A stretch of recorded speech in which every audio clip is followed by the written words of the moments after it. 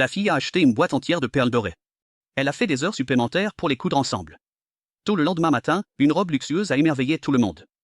Même son patron, un grand designer, était stupéfait. Elle voulait même s'approprier la robe. C'était exactement ce que Lucy avait prévu, car elle avait caché le secret pour renverser son patron dans cette robe. Lors du lancement de nouveaux produits de l'entreprise ce soir-là, une moto a soudainement foncé sur le tapis rouge. Lucy déguisée est sortie de la fumée. La tenue noire dorée était particulièrement saisissante, volant instantanément la vedette à son patron, Annie. À ce moment-là, son complice a éteint toutes les lumières. L'autre nom de Lucy a été projeté sur la façade du bâtiment. Au milieu des exclamations de la foule, Cruella a fait une sortie élégante. Son nom est devenu comme un assassin dans le monde de la mode, attirant bientôt l'attention des grands médias. Lors d'un événement aux soirées à Londres peu après, Annie a été arrêtée avant de pouvoir sortir de sa voiture. La porte de la voiture était complètement scellée. Puis Cruella est apparue à nouveau dans une longue robe. Elle a grimpé directement sur la voiture d'Annie, submergeant le véhicule avec sa robe. L'uniforme royal associé à une robe noire et rouge à rose est redevenu le centre d'attention des médias. Le lendemain, les nouvelles sur la star montante de la mode, Cruella, ont dominé les gros titres.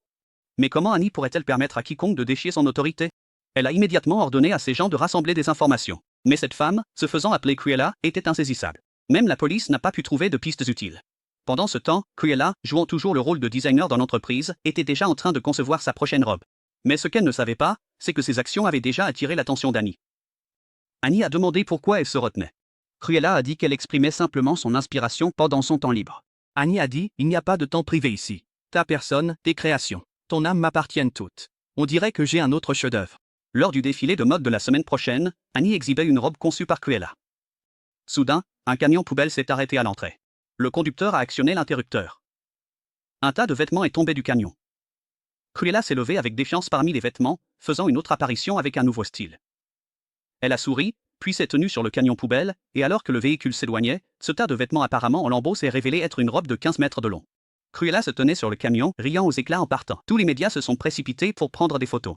Laissant l'hôte du défilé de mode trembler de colère, les ventes de la maison de couture ont chuté. Annie voulait que les avocats mettent Cruella en prison, mais après avoir examiné toutes les réglementations, ils n'ont pas pu déterminer de quel crime l'accuser. Elle ne pouvait qu'espérer sur la nuit annuelle de la mode. Cette robe dorée envoûtante l'aiderait sûrement à retrouver son autorité. Pendant ce temps, du côté de Cruella, elle avait son complice qui s'infiltrait secrètement dans la maison de couture, laissant délibérément des traces de planification pour voler la robe. Après avoir découvert l'intrusion, la vigilante Annie a immédiatement fait enfermer toutes les robes dans un coffre-fort. Et c'était exactement le plan de Cruella. Enfin, le jour de l'exposition de mode, Annie ordonna d'ouvrir le coffre-fort, mais d'innombrables nids s'en échappèrent. Toutes les robes étaient gravement endommagées. Le public a fui la salle d'exposition par peur des nids. Les perles dorées sur la robe étaient en réalité des œufs de nids.